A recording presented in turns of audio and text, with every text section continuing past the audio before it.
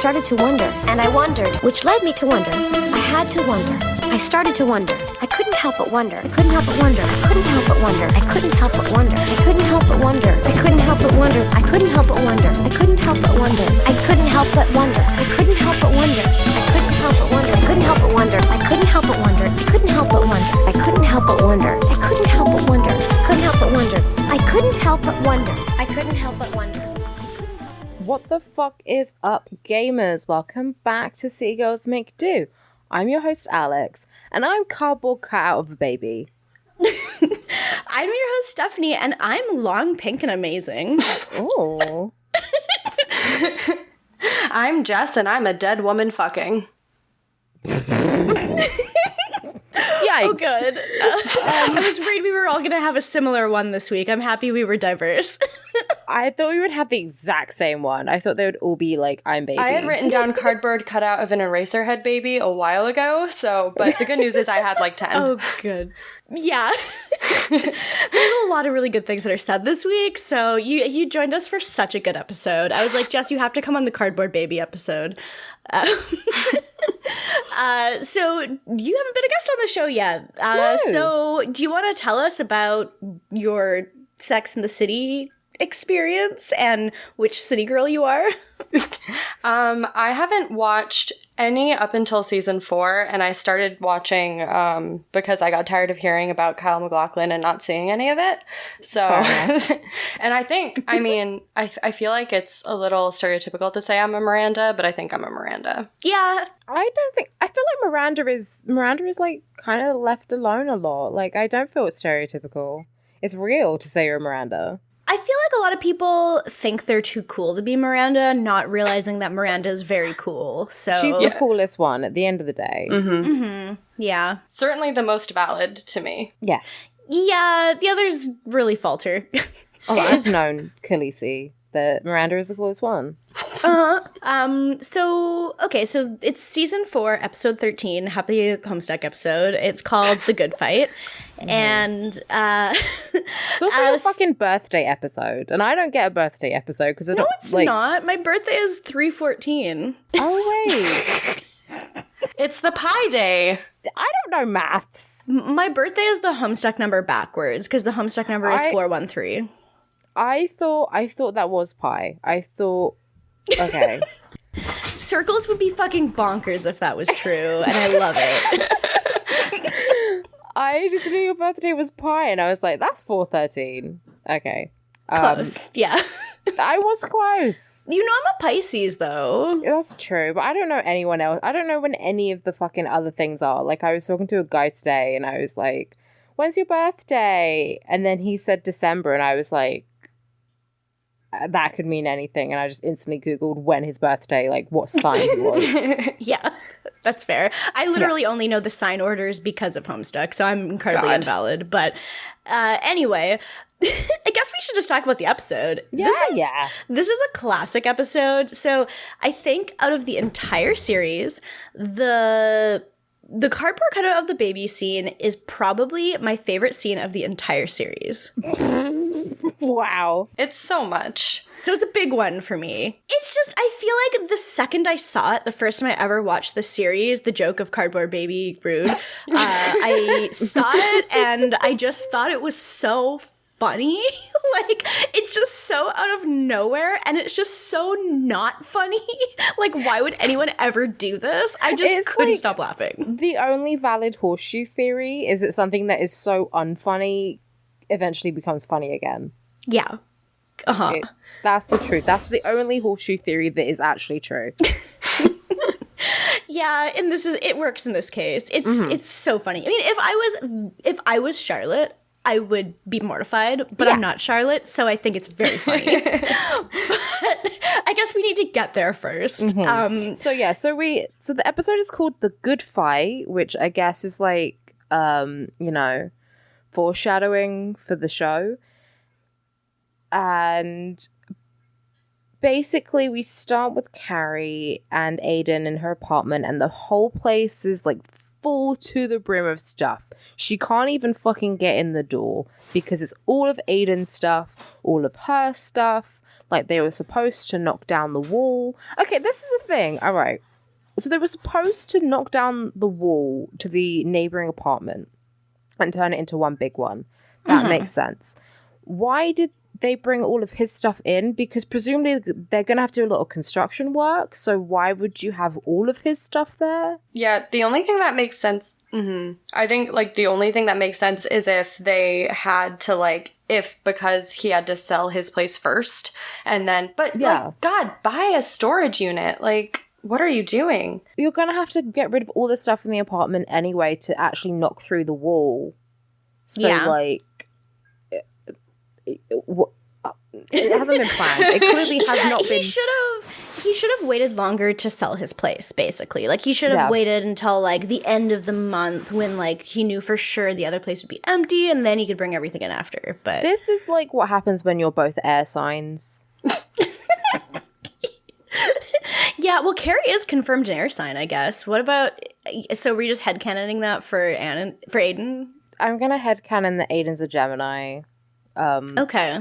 Not bad, just a Gemini. I'm not putting any twist on that. I'm not saying he's a Gemini because he sucks. I'm just saying he's a Gemini. Moving into my fiance's apartment early, can't help being a Gemini. Exactly. Yeah.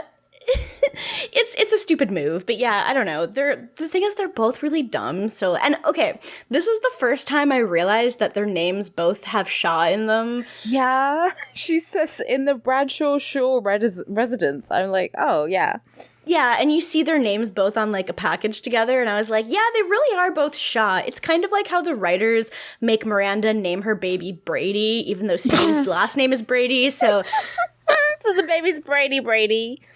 But, like, it's like the writers just... I don't know if they just think it's funny. I don't know. Oh, I don't think they think. No. But yeah, so Carrie's talking to him and is like, so how long until you can get your stuff out? And he's like, oh, it'll just be until the end of the week, and we'll get the apartment, we'll sort it all out, it'll be fine.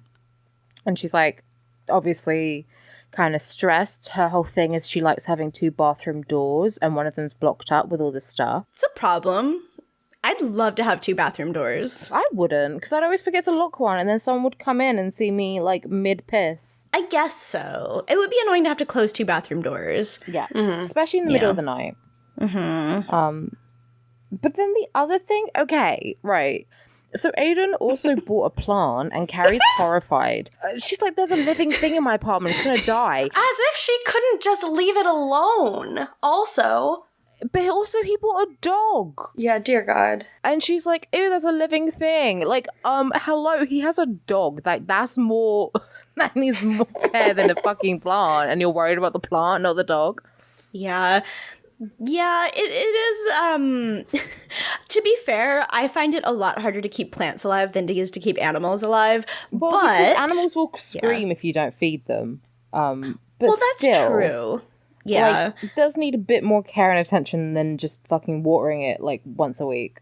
But, like, Aiden's the one who bought it. He could just be the one who waters it. She might not have to do anything. Yeah, clearly he's kept it alive up to this point. So I legitimately don't understand what she's concerned about. No. Yeah, I have no idea. I don't know. She's just terrified because it's just like cooking. It's one of those things that's, like, not allowed in her apartment. So... She complains about it at brunch. So, like, they cut to brunch and she's just like, he brought a plant into my place and it's too much for me and I just miss my apartment being quiet and plant free. And then we get into the behaviors that they like to do when they're alone, their secret single behavior, which, okay, do you guys have secret single behaviors? Because I was really struggling to think of a single thing I'm like, I only do when I'm alone. Like, apart from just anything on the toilet? Yeah. I do? Okay. You know those, like, spot extractors? Mm-hmm. I do love just dragging them over my face and getting all the gunk out, which I probably wouldn't do in front of my boyfriend because that is disgusting. But just, like, I guess, like, any sort of self-care is kind of like that. Like, any sort of physical self-care is a bit... gross, and like how I eat when I just like inhale a pizza to myself. What about you, Jess? Because you live with your partner, so like, do you do anything differently? I've been dating him for 7 years, and like we've lived together for 5 of those. So I feel like at this point, there's not really much. Like, I do sing at my cat, but I also do that when he's home, but usually when he's got his headphones in. So, like, I stare at my pupils in mirrors also, but I'm also not particularly embarrassed to do that. Yeah, like I was thinking of the thing, so the things that they do. So Carrie's thing is she will stand in her kitchen, and it's important that she's standing up for some reason. She'll stand in her kitchen and stack saltines and put grape jelly on them and eat them while reading fashion magazines, which is extremely specific. I also feel like grape jelly would be really bad on saltines, but Go off, I suppose. Yeah. that's just me. But whatever, I guess that's her thing. I mean, okay, so Miranda's thing, okay, this one was the one that was the worst to me. She likes to put Vaseline all over her hands and then stick her hands into gloves while she watches infomercials. I feel this. Like, I love doing that with my feet, and I have like my eczemas come back up because it's winter, so Vaseline is a good moisturizer. It is. That's true. I really dislike the idea of being wet while inside something. Not like wet, but just like your boyfriend doesn't. oh, gross. No, I'm so sorry. But like, I hate to like, I don't know. Like, if I'm gonna be inside a glove, I just want it to be dry. I don't want it to be like slimy. I will occasionally do that with socks, and it's quite nice. I do that with socks too. With Vaseline? But again, you can... Well, not but like lotion. Lotion. Yeah. But you can wash Okay. socks, and the gloves that she had looked very rigid, and I have a hard time believing that she's able to get those clean. Yeah, like, is she wiping the Vaseline out after she's finished with it? That seems like such a mess, and I'm just like stressed thinking about it. They seem to be like the gloves made specifically for moisturizing. Maybe. But still, I don't know. She said they were like Borghese gloves, which when she said that, I was like, is she just saying bourgeoisie wrong? But then I looked it up and I was like, no, it's an actual thing. Yeah, but that's her thing. And Charlotte says that she likes to sit in front of the mirror and like the magnifying mirror and just look at her pores for hours. Yeah, that's just normal. Yeah, I do that literally every time I'm drunk. I just stare at my face and start picking at it. It's terrible. Yeah. But I like... First of all, Steph, you didn't say what yours was. Oh, yeah, no, I mean, so I've only been living with Matt for a few months now, but like, I don't really feel like I do anything different from what I did before. Like, I'm trying to think of like he's out of the house now. This is like, I don't know, we're usually in the house at the same time, so I haven't even really thought about it, but there's not really anything that I'm like, oh, this is the first time he's been out in a while. I don't have time to fucking go ham, and just, I don't know. Well, I will say that the first day that he worked overnights, you did do a homestuck personality quiz for your cats, and I think that counts. Oh my god, you're so right. And he'd been out of the house for like 2 hours, and I'm like, okay, well, now I know that Nanu is, a space player, so. Oh my gosh. Okay, you're right. But I would have done That's disturbing behavior. I would have done that with Matt there. It's just that I was bored because he wasn't there. Yeah, you would. I just thought my other thing is like plucking. So I have a mole on my face, which if you have a mole on your face, the secret is you always get fucking hair coming out of it. Mm-hmm. And I adore plucking the hair out of my mole. I love it. That's good. I love to pluck. I love to pluck my eyebrows like so much. It's so therapeutic to me, but I would do that with Matt home.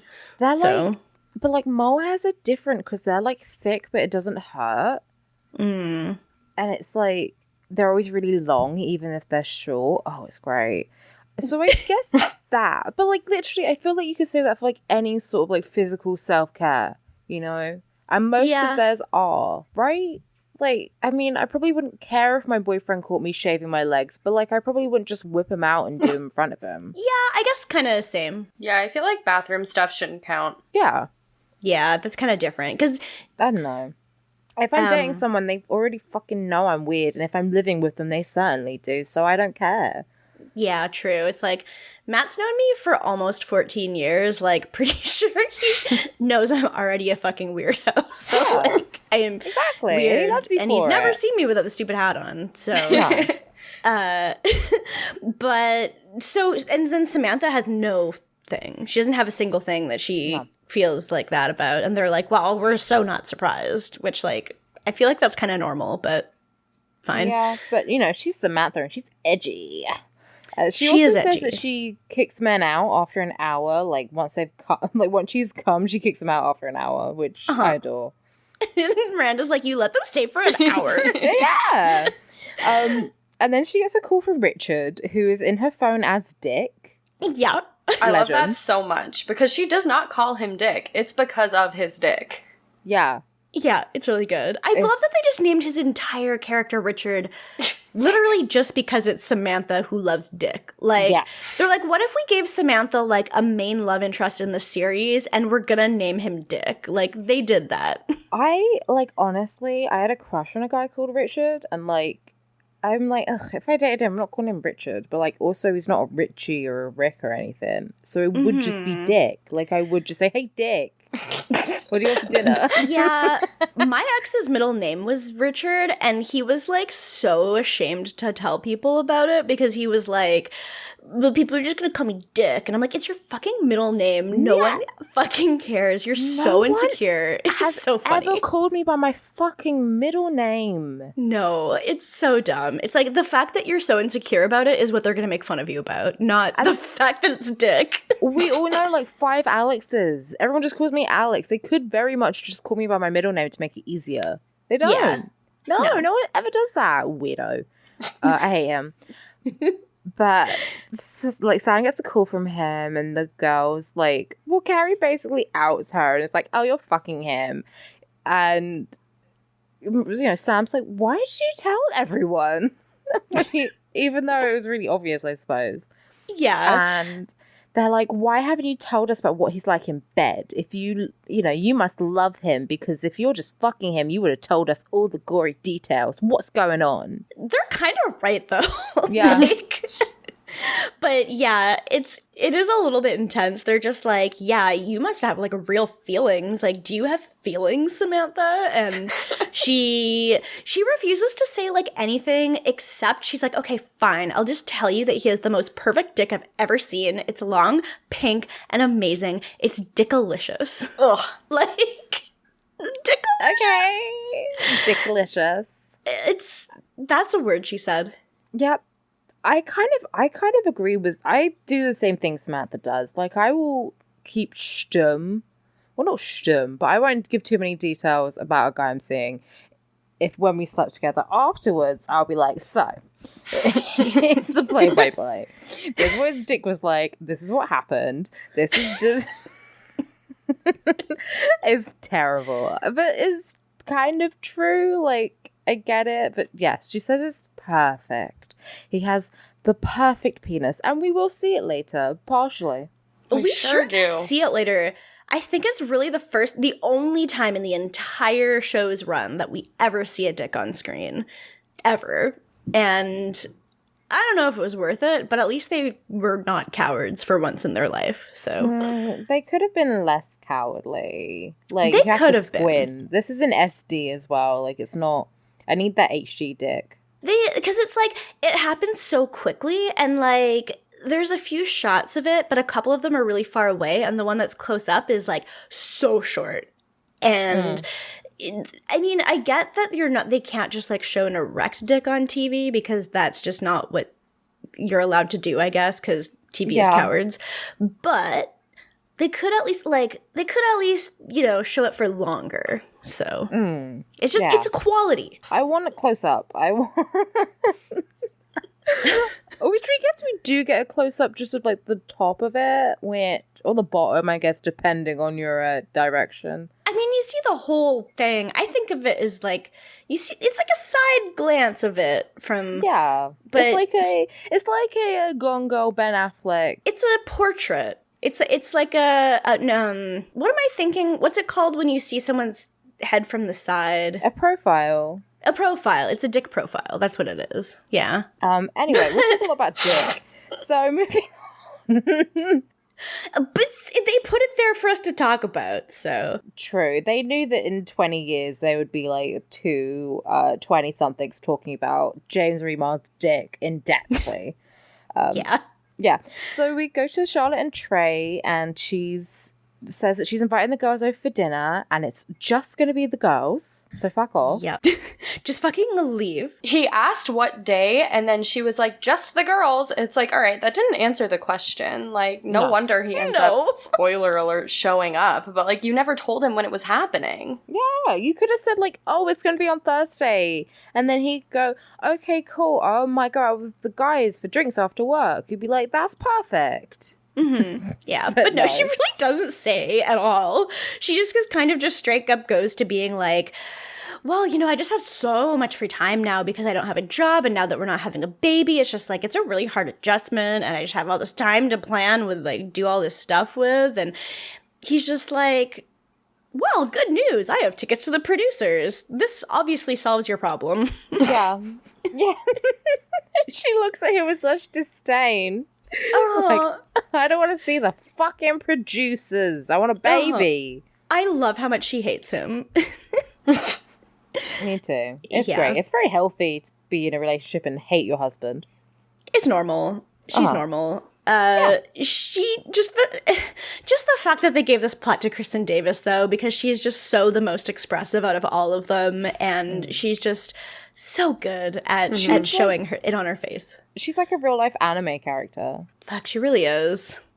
Charlotte really could just start. Well, she can't be an anime protagonist because she doesn't have like. She has very boring hair. But true, and she's like 30 and doesn't have gigantic tits, so true. And yeah, she kind of is just like, okay, great. And Trey is like, look, I know everything's disappointing, but life moves on. And Charlotte is just mood emoji because she's just so demoralized. Yeah, it's horrible. It is. You hate to see it, but she turns around. She turns it around for us. But then we move on to Sam, and she's going to see Richard at work, and he's talking on the phone to some Austrian people. And he's like, how do I say fuck you in German? And she says, fick me, or whatever. And he says it, and then she goes, thinking about it, I think that's fuck me. And he's like, how do you know that in German? And she just winks at the camera. That's all she does. I love it. I do love it. I love her just random knowing of German, and like, because so then she goes to give him a blowjob right in his office. And okay, so like for context, his office is one of those offices where it's like full glass walls on 3 sides, and then the back is like a normal wall. So you can fully see in from like all 3 sides around his desk. And she's just like, oh, oops, I dropped something, so now I'm going to give you a blowjob, and everyone can see. Yeah, everyone can see. And, like, even if someone was standing behind and they're like, oh, I think that woman's on her knees, perhaps she's just picking something up, the stairs are right there, too. So I'm sure everyone had a very good aerial view of what was going on. She's picking something up for 5 minutes. Yeah, she's just continually picking it up while bobbing her head like she's a chicken or something. And he's just got, like, his hands on the back of his head, like... Yeah, and then he just drops all the papers behind him very dramatically. And then she says in German, she says, das ist einen schönen perfekten Schwanz. I don't know if I said that right. Your dick is perfect? But it says, yeah, that's a nice perfect cock. So I love that she was like, oh, wait, I messed up my other words earlier, but I know how to say this entire phrase in German. Oh yeah, it's great. Like, my mum also knows random bits of German, which I guess is just something that happens when you're in Europe. I don't know any of that shit though, but yeah, I guess you pick it up, and as we know, you know. Yeah, I mean, I don't even live in Europe, and I can pick up a few of these words. Like, I can read like das ist einen and be like, yeah, that is one, but then everything else I'm like, perfect, and okay, perfect, and then like Schwanz. That's dick. Okay, I guess that's dick, but I wouldn't have guessed that, I guess. I remember, like, I was at a party a couple weeks ago, and these two guys were just speaking in Spanish, but I understood what they were saying, so I was speaking to them in English. Mm-hmm. And this one girl was like, how do you know what they're saying? And I was like, I pick up a few words. I heard patatas bravas, and I was there. Yeah, it's not that hard to like understand bits of conversation. No. So after she blowjobs him, after she blows him, we go to Miranda, who is out with a guy. It's a blind date, and I guess like he'd bailed a couple times on her because he keeps traveling in Europe, which is like, okay, good for you. And but they seem to be really hitting it off because he's like, this is the best blind date I've ever had in the continental US. Okay, but like, did you recognize him? No. But he's fucking Bart Bass from Gossip Girl. Oh. And like I haven't watched Gossip Girl that much. I've only seen a couple episodes. I watched it like maybe last year. I rewatched it. It's great. Yeah, he's Chuck's dad, but also he was in Thinner, which I think is an underrated Stephen King adaptation. Whatever. The guy's been in everything, but in my notes he's Bart Bass. He definitely doesn't look old enough to be his dad, considering I do know what Chuck looks like. But yeah. They kiss, and he like goes to reach for her hip, and she kind of pulls away from him because she's like, "Oh no, I'm pregnant, and you can't touch me." And well, she doesn't say that. She doesn't say it, but that's what's implied, I guess. But he doesn't know this yet, and he wants to see her again, and she's just like, I guess they decide that. Well, I don't know. Did they decide on anything yet? It sounds like they kind of just like leave it, and then later she decides she wants to see him again. Yeah. Well, I think like later on, he says that he's going back to Europe. So like, I don't know. I guess they're keeping it open and seeing where it goes. And also, she knows she's pregnant, so she's not going to be like, let's make plans when you're back, and I've got a giant belly. Yeah. She is apprehensive though for some reasons. Well, yeah, we used to go to her, like, walking with Carrie, and she's like, I'm really horny. And obviously, like, guys don't really want to fuck someone who's heavily pregnant. Some guys. Well, yeah. Oh, my God. You always see, like, I remember you always see, like, random fucking pregnancy porn. And it's like... Tumblr used to make it so that you could see anyone's likes.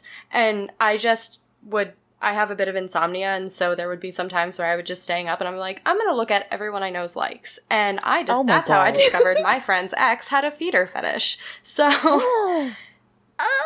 it's a thing, I guess, that it is statistically likely enough that someone I knew had it.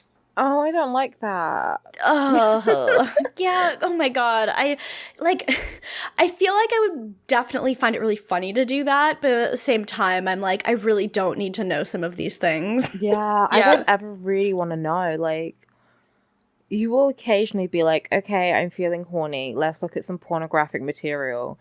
And you'll just see someone like who's like 8 months pregnant. And I'm like, oh, no. Like, it's obviously 100% cool to have sex when you're pregnant. Yeah. But it's weird that it's a fetish. Mm-hmm. It is, yeah. Like, I get being like, yeah, I want to have sex with my partner who's pregnant. Yeah. Because that's what I like to do. But being like, oh, she's got to be pregnant, otherwise I can't nut. And it's like, weird. Exactly, that's weird. But Miranda's like, okay, if we did have sex, would it dent the baby? She uses dent. And Carrie's like, that's where dimples come from. Oh, I don't like that. I don't like the idea that your face is formed by your dad's dick. Just poking into it like fucking putty. I just don't like everything Miranda is saying. Like, obviously she knows it's really over the top, but like, because she even says like, well, married couples will have sex when they're pregnant with like their own child, and that's normal, so it should be normal, right? But then she's like, but what if his dick is really big?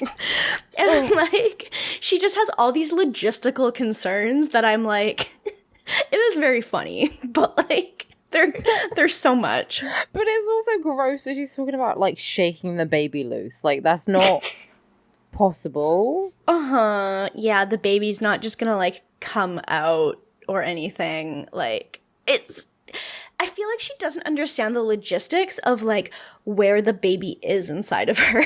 Yeah. Anytime I hear people talk about this, I'm like, have they never had sex with someone that has had a very large penis? Because, like, you can tell that there's a point where it can't go further. Yeah, it just won't go any deeper. Like, she knows what a cervix is, I'm sure. But She's got it. She's gotta.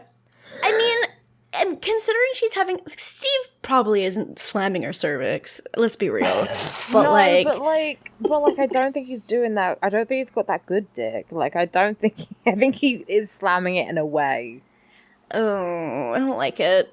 But Have you never slept with a guy who's just like pounding, and you're like, whoa, dude, that doesn't feel good. I feel like every single person with a vagina who's had sex has experienced this. Yeah, so yes, exactly. You know what I'm talking about. Yeah, or at least like P and V sex. Like, Yeah. I mean, but like still, it's just an unfortunate reality of having that kind of sex. So, but then she's just like worried that this is her last chance to ever have sex. Basically, she's like, this is my last chance. And Carrie's like, okay, you're not dying. You're still gonna be able to have sex later. Yeah, it's great. So Miranda's like, okay, she's thinking about it. And then we see like this old like lady coming out of Carrie's apartment and going down the stairs, and she's her neighbor. And Carrie's like, oh, let me help you down the stairs. And she's This like, is so out of character. this is so strange. Well, it's because she lives in the apartment next door and they're trying to get her to move out. So it's not out of character. It's in that's character. It's called true. manipulation. Well, it seemed out of character until I knew like what was happening, I guess. Yeah. I was like, wait, what? And then I was like, oh, okay, yeah, cool. Mm-hmm. But she's like, you've got a horrible outfit. And I'm not... lost my mind when that happened, because I'm like, did this woman not look in the mirror? Her outfit has every single color that humans can see, and probably some they can't. She's wearing, like, I thought it was like a Louis Vuitton, like, bucket hat. And, Yeah. like, she's dressed like a fucking SoundCloud rapper. It's great. She really is. And like Carrie's outfit for Carrie standards is pretty fucking normal at this moment. So like it's not even that weird. Carrie just kind of like makes a face to Miranda like, the fuck? It's really good. It's good. But she's You go.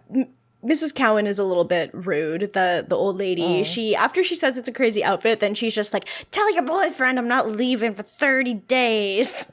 Because she was supposed to move out by the end of the week, and now it's going to be 30 days. And Carrie's just like, fucking kill me, because I can't live with Aiden like this any longer, or I'm going to fucking explode. I thought she was going to fucking push this old lady down the stairs. I thought she was too. I was like, oh my god, she's gonna commit a murder. She's gonna commit a murder. And I was so excited. But she didn't. So. No, it was kind of a letdown. Like, I would stand if she just started killing old people. Because, I mean, interesting series. Like, obviously don't kill old people, but at the same time, it's like, you know. You need to keep my attention somehow. One breath you said, don't fucking kill old people. And in another breath you said, I would stand if she started killing old people. In real life, in this show, you kill old people who aren't real, but like not real old people. I'm not down with that. Although some,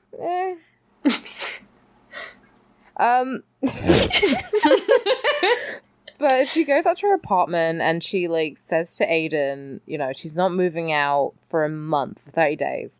And Aiden's pissed off and Carrie's like, thank you. You know, you've been trying to, he's been staying calm about the whole situation, but he's getting frustrated, like living on top of one another, and it's getting really stressful. So, you know, they're in agreement. Until... Yeah, she's like relieved that he's miserable. Yeah, it's great. I love it. I love being happy that my boyfriend is upset. But But then he's like, well, you know what we could do to clear some space is you could clear out your closet. And there's a gong, and then it does that fucking zoom in from Jaws on her face. It's horrified. It does the Chad Michael Murray zoom. It does, from Riverdale. Oh my god. Yeah, except for she needs to be wearing like a trench coat. Yeah, Second City wishes it was Riverdale. True. It really does. Riverdale, like, TV peaked. TV peaked when Riverdale premiered, so. So she does start to clean out her closet, but, like, I don't know, she's, like, looking through stuff, and she's just like, oh, I love these shoes. Oh, I love everything I have. I forgot I had this. This is so good. And he's just like, okay, you haven't worn this hideous falling apart shirt in, like, I've never seen you wear it. Like, are you ever gonna wear it again? And she's just like, please do not make fun of my clothes. Yeah. It's like he says something racist. It's like, it was an ugly shirt. And if Aiden can recognize that it's an ugly shirt, it's an ugly shirt. Yeah. And she's like, it's Roberto Cavalli. And it looks like fucking, like, cobweb. Yeah, she's got to save it for when she chases around Brendan Fraser. Like, just... True. Yeah. She does need it for that reason. But she's like, fine. I haven't worn it since like 1999. So like, okay, I guess it can go, but I'm giving up something I really love for you. And that took me a second to like work out that was like, what, 2 years ago? Yeah. Like she hasn't worn it in like 2 full years. Like, girl, just get rid of it. Yeah. But then Pete starts chewing on one of her shoes and she freaks the fuck out. She is screaming no, like she's Will Arnett in Hot Rod. And she's not doing anything. She's just standing there yelling no while he chews on the shoe. Like, she doesn't just like take it out of his mouth, which she could. No, she doesn't do anything. Aiden eventually goes over and takes it out, and Carrie's just like, Pete owes me $380. Noah Wu, $380 fine. Yeah, but then she's like, oh, but also you can't get these anymore because they haven't been made since 1996. So what the fuck? Why would you say he owes you $380? Oh my god, I know. Because she just wants to guilt trip Pete. She has no respect for Pete. Poor Pete. Pete doesn't understand monetary value. He's a dog. He also doesn't understand shoes. Like, to be fair, Aiden does go, he's a dog. What is he supposed to do with all your shit lying around? It's like, all right, but also train your dog, maybe. To not eat shoes. Yeah, that would rule. He should probably not do that, yeah. But also, Pete's probably fucking miserable being cooped up inside. God, yeah. Yeah. Because you guys didn't work out a fucking storage situation before you moved all your shit over. Yeah, it's a terrible situation to have a dog living in, especially a dog that's like, it's not a small dog. It's not huge, but it's like, I don't know, it's big enough that it's not going to be happy living there. It's like a medium-sized dog. Like, Pete needs space and needs to run around. Mm-hmm. And, like, it's not... Like, once they knock the wall down, he'll be fine. But, like, Aiden's stupid. Very. But, yeah, and then they start getting into a fight. She's like, my shit. And they start bickering and going at it. And she's like, well, what about your shit? And she goes over to a box in the bathroom. And he has, like, 5 different deodorants. They're all, like, nearly finished and different scents. And Rogaine... Dun, dun, dun. I love his 5 different deodorants. This is so funny to me. But yeah, she's like, Rogaine? You didn't tell me you use Rogaine. And he's just like, stop looking through my stuff. Yeah. He's like embarrassed. And he's like, it's preventative. Yeah. She's like, is your hair falling out? I don't know if there is a man on the planet who's not like self-conscious about going bald. I haven't met him. Matt, but he's half Indian, so like... Oh, so he's got thick hair? He doesn't have to worry about it. Yeah, he's got thick hair. It's really soft and thick, and it's like, he's not losing it at all, so... He's got thick hair with 2 C's. Well, like, yeah, he does have thick hair with 2 C's. Well, I mean, like, if you see his dad, who's like way older than him, his dad still has so much hair, because that's just what it's like, so... Yeah. I mean, I've seen bald Indian men before. Oh yeah, they definitely exist. They but do exist. That's not the kind of that's not what Matt is. So, I mean, maybe he'll go bald one day. I don't know. Maybe he'll Walter White and get cancer and shave it. I don't know. But I hope not. I'm so sorry, Matt, if you're listening to this. He's so behind. He'll never listen to this. It's fine. Anyway, he knows I would be like really sad if he shaved it for no reason. Like if he shaved it like just because he felt like it, because it's really soft and he likes it. It's really soft. He's like, I conditioned my hair today and it's fluffy, and so he Anyway, oh my god! Shout out to a man who uses conditioner. He only uses it like a couple times a week because like otherwise it'll just get greasy. But Fair shout enough. out to a man who like knows how to use hair products properly, Yeah, including shout out to a shampoo man and that conditioner. doesn't use a combination shampoo, body wash, hair, face wash. That is true. Extremely true. He knows better, and I would kill him if he didn't. So The past few guys like houses I've been at, like I can tell they have a female roommate because I'm like, this is good conditioner. Mm-hmm. So this isn't yours. yeah, And there are pink razors in the bathroom. Like, what's going on here, dude? yeah. Like I don't even buy women's razors. Like so, I'm guessing that he doesn't. Yeah. But Well, they're $1 million and they're worse, so. they're so much worse. Men's razors are so much better. Like everyone should be buying men's razors for shaving. Like they're just better and they're cheaper. They're so good. But love gendered branding and gendered marketing. It's good. This has been You'll have to your see it. Seagull's PSA. Yes. So Carrie, like they're yelling at each other at this point. They're yelling shut up at each other for like 20 seconds straight. Just literally both of them yelling shut up. It's the most childish shit I've ever fucking seen. It's just painful. And then Aiden's like, I'm gonna storm out, but then Carrie's like, no, I'm the one who's storming out. You're staying here. And then she goes to Starbucks. Yeah. Yeah, she storms out to Starbucks, and she has a realization. She's like, I used to think everyone who just went to Starbucks with their laptop was like just, being a poser, but it turns out that everyone is just moving in with their boyfriends and like wants to be alone. I love like what a fucking like lack of empathy she has, that she's like, well, everyone here is going through the same thing I'm going through. That's what's happening. Yeah, and she thinks that everyone there is a poser, or she thought everyone there was a poser, which is like the number of times I've gone to Starbucks with my laptop and worked on something, because like if I work at home, I won't get anything done. But if I work somewhere where other people can see me working and see me being like productive or not productive, I get so much more stuff done. So, and then it's like you're working away from home. So there's not like, it's like when you get home, it's just like you're not workspace. So like there's so many reasons to work at a Starbucks that are not like pretending to, it's not like, oh, everyone's going to think I'm working on like a manuscript or something. Like, I don't understand what she thought. She is a narcissist. She is extremely a narcissist. You're right. Like, oh, it's terrible. But then we get our question, which is, what are we fighting for? What are we fighting for? A girl. In the name of Mulan. A girl.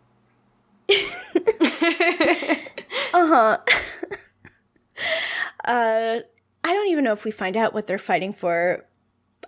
No, that does not questions end up ever get being the answered. question that she answers at the end. No. It's not. It's really not. And that happens like in half the episodes. And it's just like, okay, that's fine. But like, why didn't you just ask a different question then? But Yeah.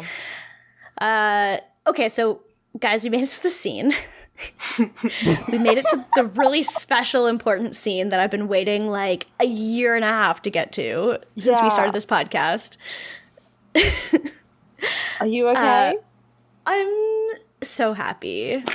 I'm just okay. So, like, on a scale from Kyle MacLachlan's worst pranks to best prank, this is his worst prank, and ice cold is his best prank. Okay, so like this is the scale we're working on here.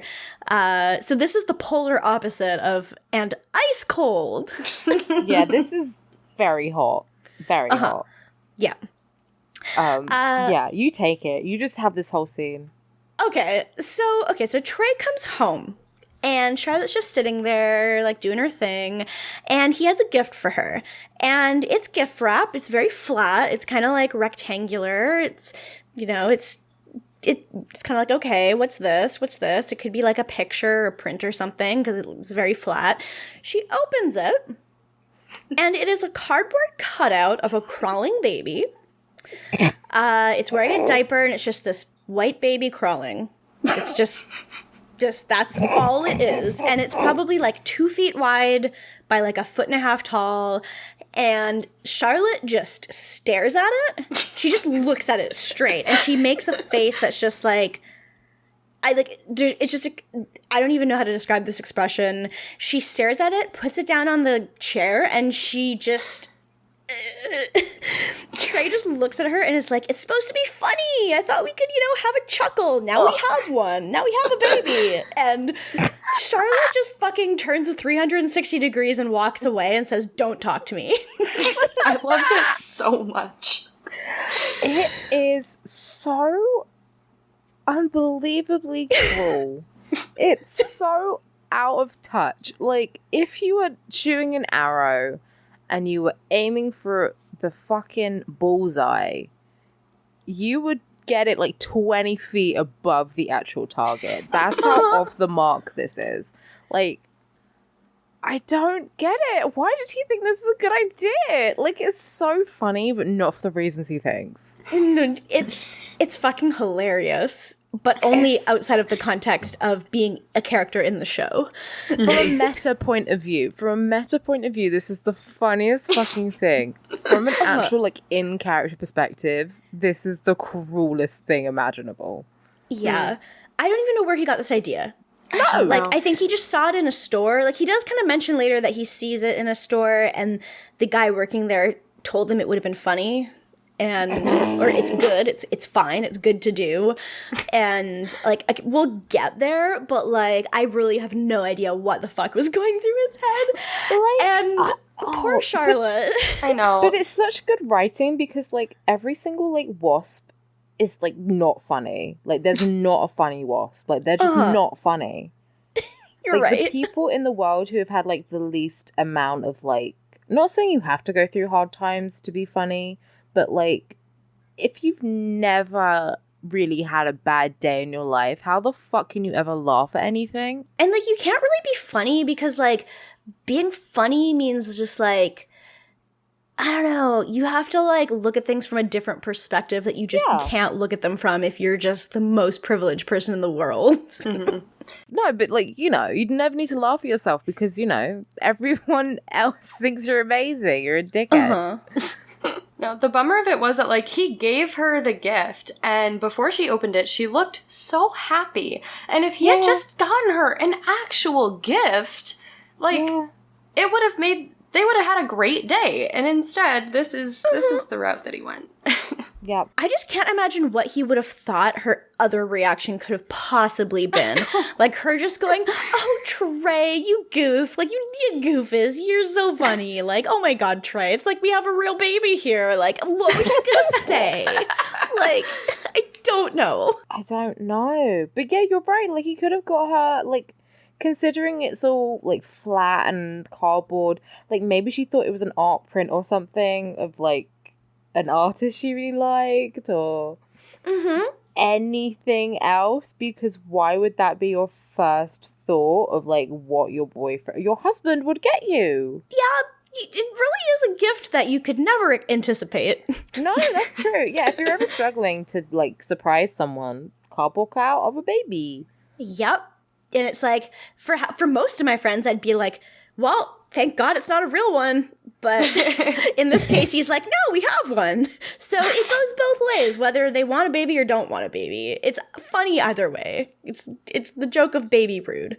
So then, okay, so that's it for now. We'll come back to Trey and Charlotte. We'll find out. We'll find out how the story ends. Like a cup of cold sick. That's how it goes down. Yes.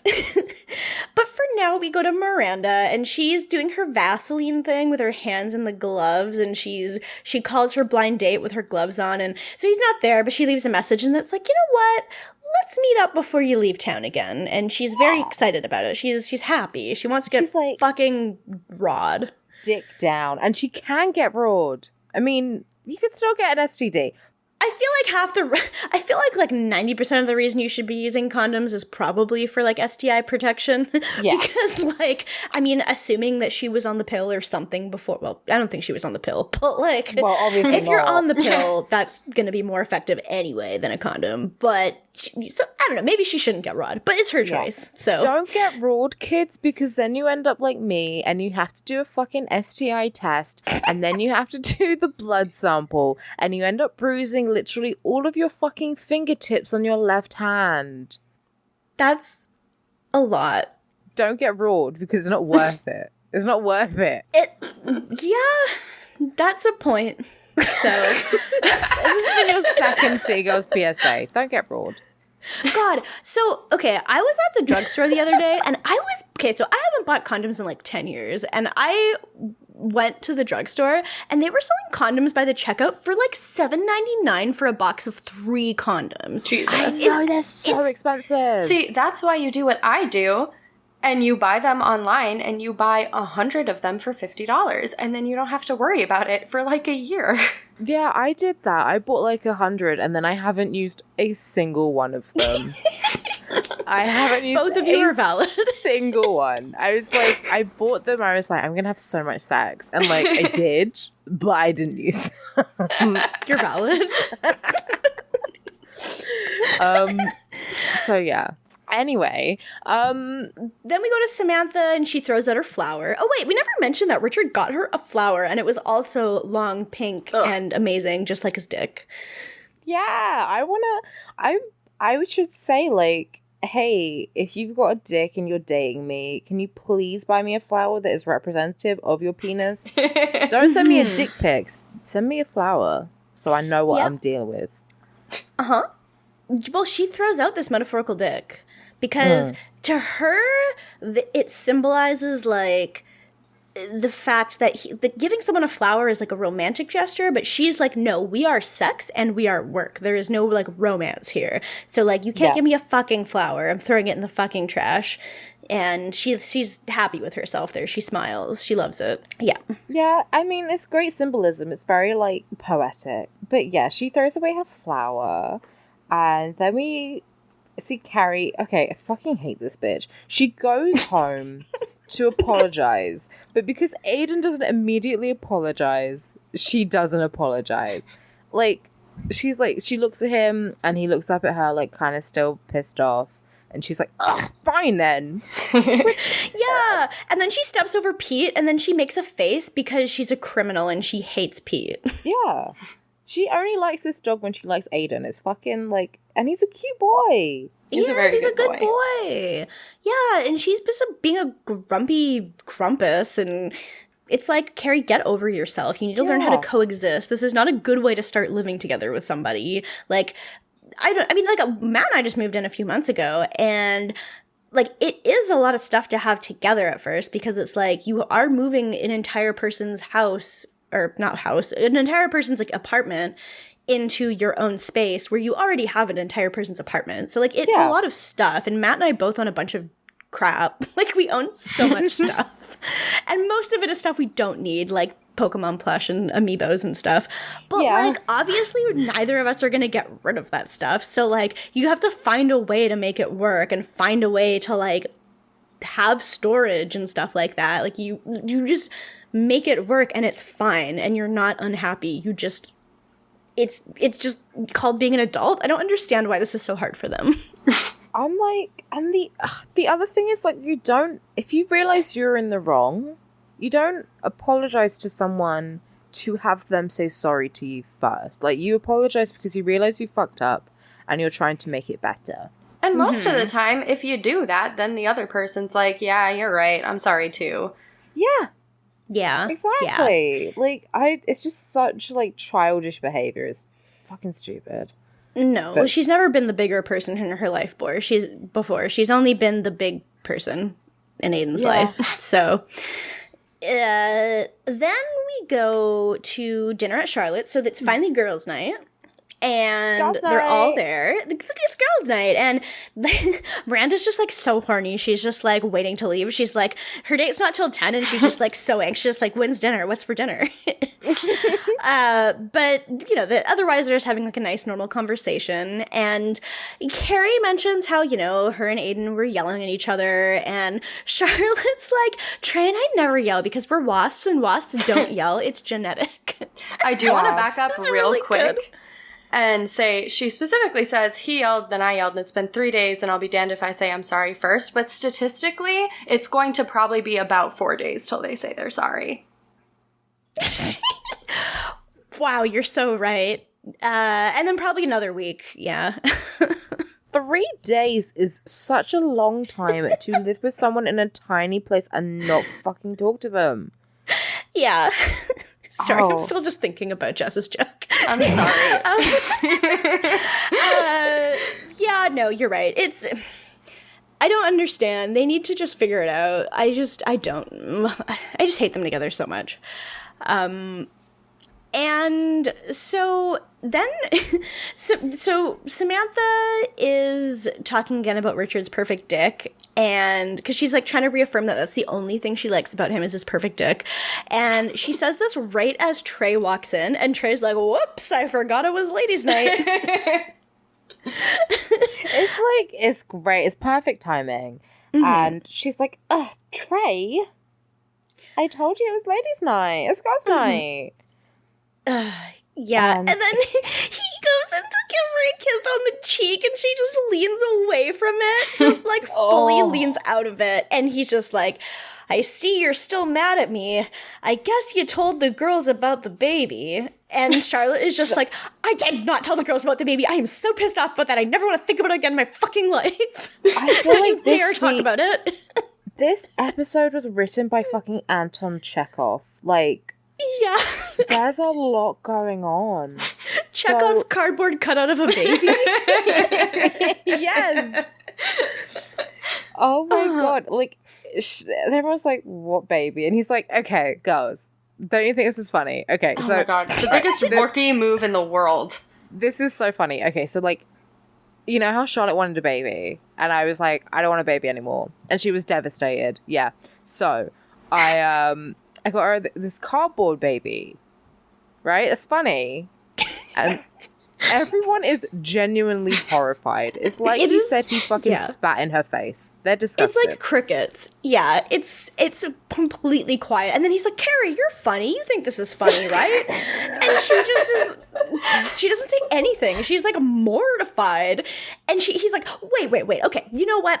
Wait, you gotta see it. So I'm gonna bring it out. And when you see it, you'll realize how funny it is. Like just the joke of cardboard baby. It's funny. And so he gets up to go get it, and Charlotte is like, Trey, don't you dare go get that baby. If you bring it out, I swear to God, I'm going to kill you. And she does literally say she's going to kill him. Yeah. And they just start yelling at each other. They are screaming at each other, and all the girls are like leaving. Which also, I love that like not a single one of them stuck up for her. They just were mortified. Yeah, they were that disgusted. It's kind of like when you go to your friend's house when you're 13 years old and the friend's parent is kind of just like, don't you think it's kind of, like, don't you think that this thing that your friend said was wrong? And you're just like, like, you're putting me in a really awkward position here. Yeah. And it's like, what are you going to say? And yeah. I think because I was always my friends' parents always liked me. And also, I was just very mouthy. I don't know how it happened, but I would always be like, nah. That's valid. Yeah. I think the funniest thing about this whole scene is when Charlotte chases after him, she's like, well, how would you feel if I got you a big cardboard flaccid penis as a gift? Yeah. And he's like, Charlotte. And she's like, all the girls know and they're tired of hearing about it. They all know about your shitty dick and how it doesn't work. It is so much. The writing in this episode is like through the fucking roof. It's so good. This episode deserves an Emmy. I'm Emmy reacting this episode. It's good.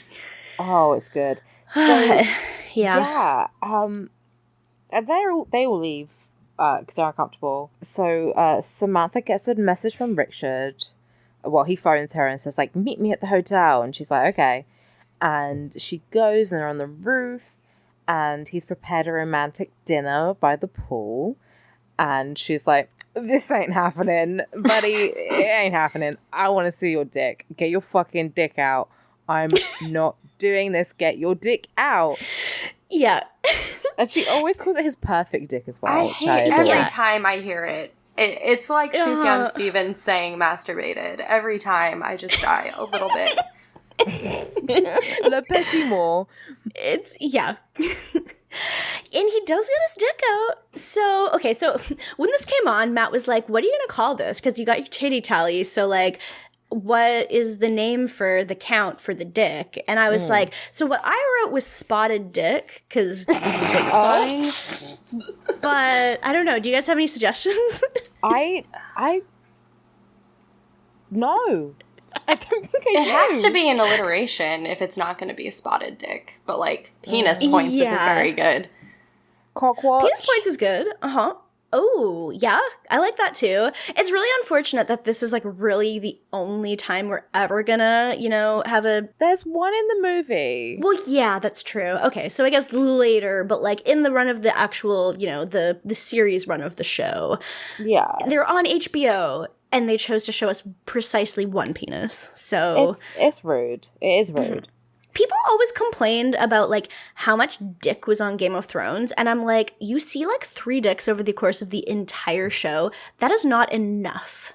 That is not even close to enough. Like, what do you mean? I don't understand what you mean. And this is, like, a fraction of that. This is Sex in the City. It has sex in the title, and Game of Thrones shows, like, 3 times more dicks. There should be, like, at least 2 a season, I feel. Yeah. You know? Like, I'm not saying 1 every episode, but, like, should be roughly equal to the titties. I think there should be, yes, I was going to say there should be dick titty parity. Yeah. So there should be, every time there's 2 titties, there should be 1 dick. That's parity to me. So. Because I feel like balls count. You know, the whole package is one thing, basically. Yeah. It's like you're not gonna see the balls without the rest of the dick, and you're probably not gonna see the dick without the balls unless the balls are super tiny. But anyway, beyond the point, we do see his pee-pee, his penis. We see it. We see the pube sitch. Yeah. And then we have like a zoom out, and we see him completely naked. Because at first I was like, that could be a stunt dick. But no. Well, I think it was a stunt dick when they showed the close-up, but the close-up was like half a second. And then I think what they did was I think it was just a stunt for that, and then later we see them from far away when he like dives into the pool and we see his whole body. And that's obviously him. Because back then they didn't have like Cersei Walk of Shame titty CGI that they have. No, they didn't have advanced dick techniques like we... Yeah, that we all know and love from now. So, yeah. I do have some critiques, and one is that she always specifies that it's pink, and it didn't seem that pink to me. I don't know if it would have looked, like, better if it did. And then also, I don't think I've ever, that's what I'm talking about, a flaccid penis. Yeah, there was a bit of discussion in the Discord about this, about like how like a half chub is preferable to like a full-on erect penis, but then like a fully flaccid is like, I don't know, it's just like whatever, I guess. I mean, and she knows what it's capable of as well. Like it's not a new dick. When it's a new dick and it's flaccid, it's like but then if it's a dick that you know what it can do, and it's flaccid, you're like, cool, I know what I'm working with. That's true. That's a really good point. Yeah, it's the potential energy of the dick. Yeah, it's not at full energy, but you know the potential. So yes. And I also kind of feel like when she says it's this like perfect pink dick, like I feel like she just means he's white. Is that not just what she means? Oh no. I mean, like, because not every white guy has a pink dick. I mean, I don't know. They're all they're all the same. Like, they're not, but like... But no one other than white guys has a pink dick. I feel like the only part that's really pink is, like, the head. Like, that's the part that's, like, really pink. But, like, we don't really see that because he's flaccid. All white penises are pink, but all pink penises are white. That's a good point. Yeah. Which I'm like, I don't know. And I'm like, I'm not really down for, like, race preference when it comes to penises. Like, it's a bit creepy. And I don't know, the color doesn't bother me. Like, if it was a very distant color to the rest of their body, that's a question.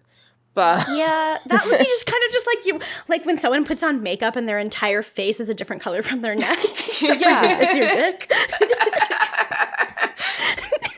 I remember my mom once telling me that, like, someone once asked her if, like, black guys' dicks are black too.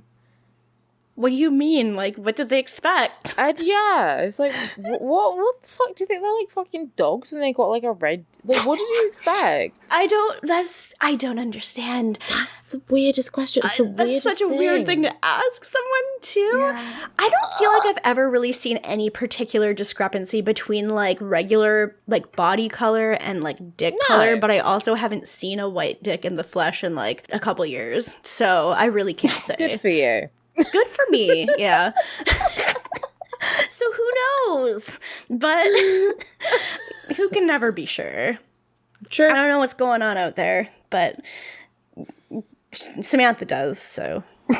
In the white dick industry, we have these conversations in the white dick Discord. This is a conversation that goes on constantly. But anyway, enough about white penises. I've had enough of them. Enough of that. We also gotta recognize that we do have a titty tally as well. We did not say that. There is, in fact, a titty tally. We see Samantha fully topless, as Richard is also fully topless and pantless. She has great boobs. Yeah. I really thought, I was watching them, I was like, she has great boobs. Mm-hmm. Yeah. They're perfect. True. Talk about fucking perfect body parts. Mm-hmm. Perfect titties. Titties can be perfect. Yeah, that's some good shit there. Oh, not everyone is attractive, but everyone's boobs are. That's a fact. Yeah, that's a really good point. I feel like it's like you can't really come across tits that are doing it wrong. They're just kind of all doing it right, and yeah, Samantha's doing it right. So they go swimming, and I guess presuming they have sex, but we just see them jump in the pool naked, and. Then we go back to Trey, who is sleeping in the guest room, and Charlotte is inspecting her pores in peace. Yep. The mirror is, like, comically zoomed. It's like they, like, inserted I don't know what they did. They either got, like, a ridiculously zoomed mirror, far more than, like, any, makeup mirror you'd get for, like, your desk is. I swear to God, like, my mirror is, like, 3 times zoom. This must be, like, a 10 times zoom mirror. Yeah. I love those ones, and it's all like got light around it, so it's glowing. Mm-hmm. Yeah, well, you gotta see so each good. individual pore. Yeah, she can inspect every single pore. It's incredible, and she also throws the cardboard baby on top of Trey sleeping in the guest room, which I really like. Then we go to Miranda, who's getting absolutely fucked into oblivion, like 3 times, baby. Just fucking obliterated, like pussy gone, like it's destroyed. Yeah. It's because it's her last meal before she's on death row. Yes. Yeah. So she's feeding it. I wonder if you're allowed to request that for your last meal if you're on death row and you're like, they're like, what do you want? And you're like, I want my last meal to just be getting absolutely pounded.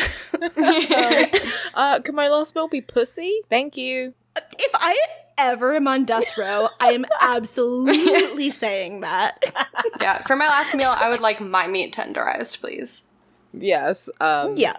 I want to get my holes wrecked. Thank you. Guts rearranged. Yeah, she's going at it, and she says, "Fuck me like there's no tomorrow." This might just be the execution method, for all we know. Like, it's how I want to go. It's how I want to go. Yeah, just fucked until you're fully dehydrated and you just pass the fuck out. Yeah. Yeah. I want to get fucked to death. Yeah, well, so does Miranda, and she does. And rip Miranda and her baby. I guess this is the end of her plot for the whole series. Then we go back to Samantha and Richard. They get out of the pool, and he wants her to dance with him. And like Samantha's very apprehensive because she's very much just like, she's been this whole time like, it's work and sex. I am not seeing you romantically. And he's just like, I'm your boss. It's an order. And so she agrees. Yeah, it's kind of not cute, I guess, but it's also kind of like, I don't know. It's like, it would be cute if it wasn't also like this weird power, like, I don't know. It would be cute if he didn't say literally 5 seconds before, I'm your boss, that's an order. Yeah, even if he's saying it in a way that's, like, clearly playful and, like, it's not like he's like, you're gonna get fired if you don't dance with me, but it's just, like, it's still, like, a very, it's a weird thing to say. If you say no, it's gonna be awkward between us, you know? Yeah, for sure. And this is where we get another dick joke, because Carrie's voiceover comes in and is like, Samantha threw in the towel, she thought he was just the perfect dick, but he might be the perfect Richard. Aww. It's just like, he's not. Okay. No, he's not. He's far from perfect. I don't think he's even in the top 10 of Richards. No. And like, Richard Iowati. Yeah, he's one, for sure. Yeah, that's for sure one that's better. Yeah, absolutely. I can't think of any more. That's I'll get back to you. There's definitely more out there. I just don't know who they are, because I don't talk to that many men. Even if there aren't 10 good Richards, he's still not in the top 10 Richards. No. No, you're right. Absolutely right. Richard Armitage from Hannibal and Hobbit. He's cool. Yeah. He's maybe in like 11. Yeah. Definitely better than this Richard. So, it's fine. Richard III is a better fucking Richard than this dickhead, and he killed two boys. Yeah, that is still better than what Richard does to Samantha, so... Yeah. Mm-hmm. History jokes. Anyway. So then we go back to Carrie. And... Oh, you said that they dance together and she, like, puts her head on his shoulder. It's very cute. But yeah, we go back to Carrie and she's cuddling out with Aiden. She says sorry and he says sorry too. Yeah, they apologize and...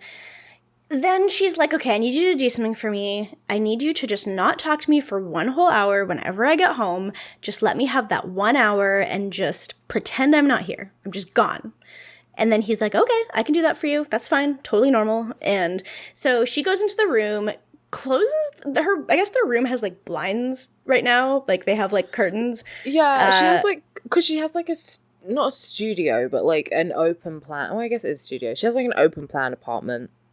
And she has curtains blocking where her bed is. So yeah, it's just sort of shuts it off a bit, but they're basically see-through anyway. You can just see her lying on the bed with her head just like facing the ceiling, and it's like she's just mentally just dissociating. Well, it's all like shot like all porny because she's like her tits are like pushed out and she's like, ugh. You know, her collarbones popped, like she's all sweaty and oily. I'm like, what the fuck is going on? It looks like softcore porn for a second, like the beginning of a softcore porn.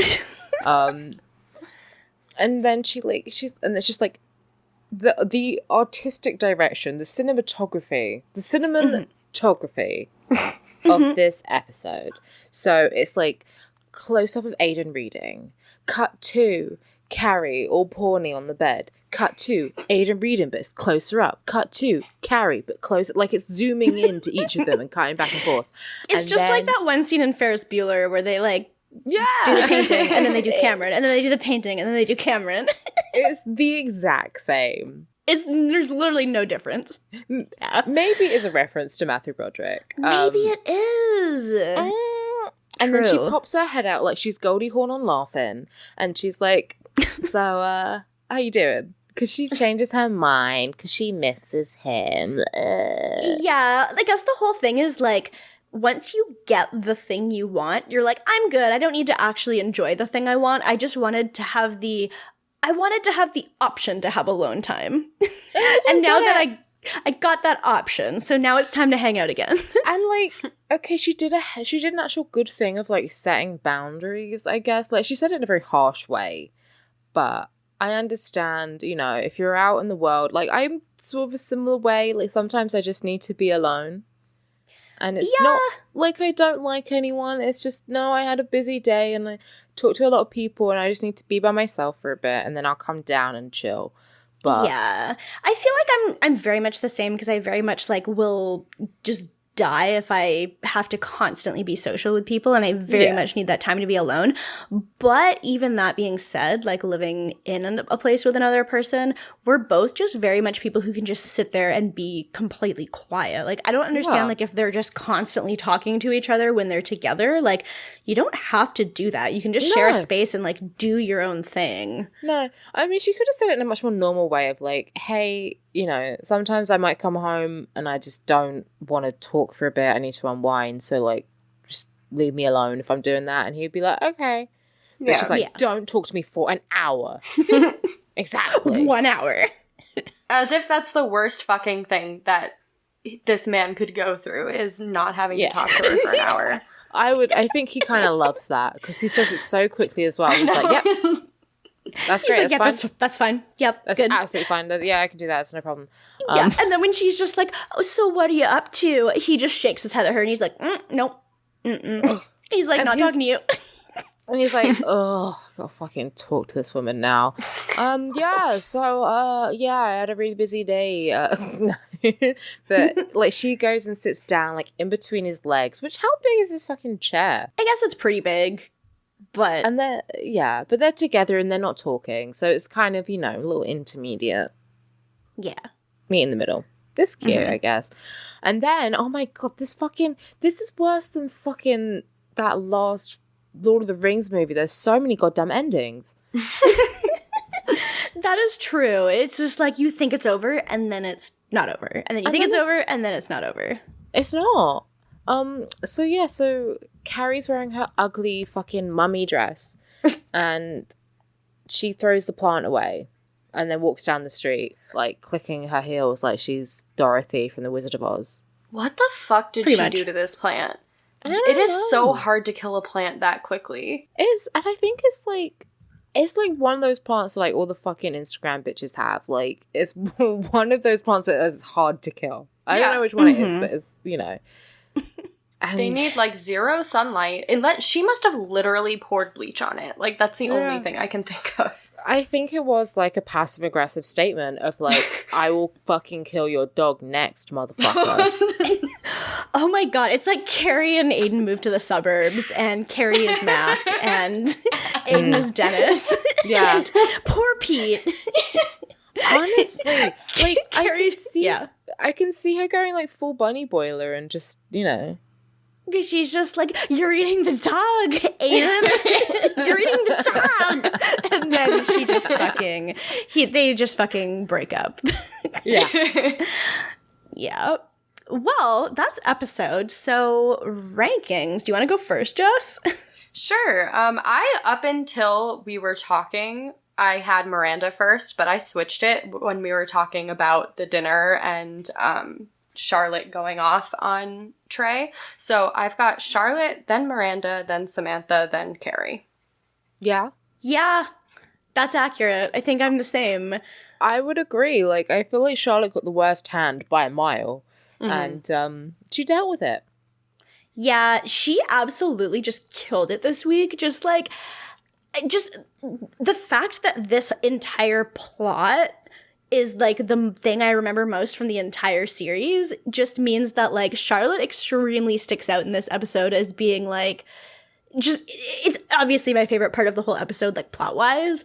But she just handles it in such a way that's just so funny. Like, just hearing Kristen Davis be like, what if I got a fucking cardboard flaccid penis for you? Is just like, the fact that she's delivering this and I believe it is just amazing to me. I love it. Just like Emmy react for her. I don't know.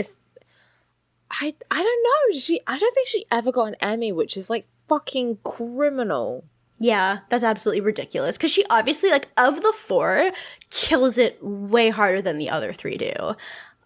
Like, she's underrated. Samantha gets a lot of lines that just the fact that she can deliver them with the face and voice that she does and without fucking losing it, she deserves 10,000 Emmys for that. but like definitely Kristen Davis, like hands down, is the best of the four in terms of that. So Yeah. incredible. Not to be a flaccid dick about it, but like her faces are truly perfect. They're so good. Her faces are so good. I love her. And just seeing her relationship with Trey unravel. I mean, it's been unraveling for a while, but just seeing it like really get to this point is like, God, I've been waiting for this for so long. Because for so long, you're like, Trey is fine. And now we can finally just be like, oh my God, fuck Trey. Fuck him so much. At least he's Kyle MacLachlan. If he was anyone else, I would be throwing my TV at the wall. So True. Okay, I'm looking it up now. Kristen Davis, she's been nominated for an Emmy and a Golden Globe, but she didn't win. And she won, but they all won SAGs as an ensemble, so. Okay, well that's fine, I guess. That's valid, but I feel like, okay, she got a bit of recognition, but she could, I want to see more of her. I like her. Me too. Yeah, I kind of wish she'd done anything after Sex and the City, but she hasn't really continued acting as far as I can tell. Like, I haven't seen her in anything. Yeah. No, I think she was in like a couple like Adam Sandler movies, I want to say, which he doesn't deserve to even look at her. Yeah. That's really sad that she just went on to do Adam Sandler movies. Yeah, that's not... That's so sad. There's no fucking justice in the world. Although I think she was talking about like... I remember seeing recently she was talking about like her... Because she actually adopted children in real life as well. And she was talking about how like much fun she's having being a mother and stuff. And I was like, go off. Well, that's nice. I like to hear that. I'm happy she's happy. That's good. Mm-hmm. Okay, so that is our rankings. So now we can move to questions. We only have one question this week. Yeah. But if you want to send us a question, you can send it to citygirlsmakedo.tumblr.com/ask, and we will read it on the show. So our question this week is from Anonymous, but it's actually Alex Leafcrunch, friend and guest of the show. I think you should take this one because you're the only person who will understand it. Yeah, okay. So the question from Alex is, happy Homestuck episode. This is Alex Leafcrunch. I'm not logged in. Of course she's not. She's always logged off with her chamomile tea, so duh. So she has asked, what would each of the girls' Lucis and Strife Specibus be? So for context, so a Strife Specibus is like what weapon class you have. So like, for example, you could be like hammer kind and you can only use hammers as your weapons, or you could be like knife kind and you can only use knives as your weapons and stuff like that. So basically, like, what would their weapon class be? Okay. So if you are, so yeah, like I said, if you're like hammers, then it would be hammer kind. So that's like the nomenclature for it. So Carrie, I decided would be stiletto kind. So she can only attack using her high heels. Yeah. Well, could she have like a stiletto as in the actual dagger, a stiletto? See, this is where I think it could be interesting, because I think that it could be kind of flexible. I feel like anything that falls under the umbrella of that word, you could probably use. So I feel like, and this is going to come up again when I get to Charlotte, I think. But yeah, so I think hers would be stiletto kind, and yeah, I absolutely think that that could be included in that. So then I decided Miranda would be chopstick kind, because she's always ordering takeout, so she probably has like a lot of chopsticks. She could probably get some kind of like magic chopsticks she could use or something like that, but like she definitely, I just can't really see her using many other kinds of weapons, so she's chopstick kind. I said that Samantha, okay, so this one I thought was really funny. I said that Samantha would be mankind. So she uses men as her weapon. Yeah. So she can only use men as her weapon. That is her only way to attack other people, is by using men. Okay. And then Charlotte, I said, was rabbit kind. So I feel like she could use like the actual rabbits, or she could, well, like the more obvious one is using like a rabbit vibrator. So her main weapon of attack would be a rabbit vibrator. So those are their Strife specify. Their Luci, or their Lucises, would be, okay, so a Lucis is like the animal creature that raises you when you grow up. So like, instead of having parents, you have like this kind of creature that is just lives in your house with you and like grows up with you. So I said that Charlotte's would be a unicorn. So, because it can be like it can be like mythical. It can be kind of weird. Like the one person has like a centaur butler in Homestuck, so like it can be kind of weird. So hers would be a unicorn. I feel like Samantha's would be a cat, just so that it could be called like Pussy something, like Pussy Mom or something like that, because it's kind of like having their parent. I'm not sure. What do you think about the other two? Like, what kind of giant animal type thing could raise Carrie or Miranda? Carrie's a horse girl. Yeah? I don't know that this is canonically true, but I do feel like it is. It would be really funny if Miranda had a horse and Charlotte had a unicorn, because it's just like you're the practical, realistic version, and then Charlotte is like the fairy tale version that's actually good. I feel like Carrie has like a chihuahua that she can dress up. Ooh, that would be really cool. Definitely, like, because if she had like a horse, then it would be like a My Little Pony. Just like a real My Little Pony, you know? Like, it's pink. It's not on unicorn, but it's pink, and you can put clothes on it and it talks. Yeah. Yeah, I feel like it's something that you can dress up. So maybe a chihuahua. That would be good. And then, yeah, maybe Miranda is more like a bear. Ooh, true. That could be good too. Like, I kind of just thought of a bear, because, like, bears are big and cuddly, but they're, you know, they can attack. Yeah, and they just hibernate too, which I feel like Miranda would be extremely about. Like, I feel like she would love to just spend her entire winter in bed, never talking to another human. She's an extreme hibernator. Yeah, a bear would also eat chocolate cake out of the trash, so. Yes. True, you're so right. They're so right. Do. So, okay, so the one kind of caveat to all of this is that, like, so when you enter the game of Spurb, where, you know, you the whole premise of Homestuck is they're all playing a game. So when they enter the game, like, at some point, they're, like, all of the trolls, Lucis dies pretty early on. So they would all end up dying at some point. So you do have to think, I mean, the bear is going to die, but it's not really that sad, I guess. But everything dies. It's fine. You're right. You're so right. If you're in Homestuck, on average, you die like 2 or 3 times. So if you're any character. So it's totally fine. But okay, so I think that's pretty good. I think we covered all those bases there. Yeah.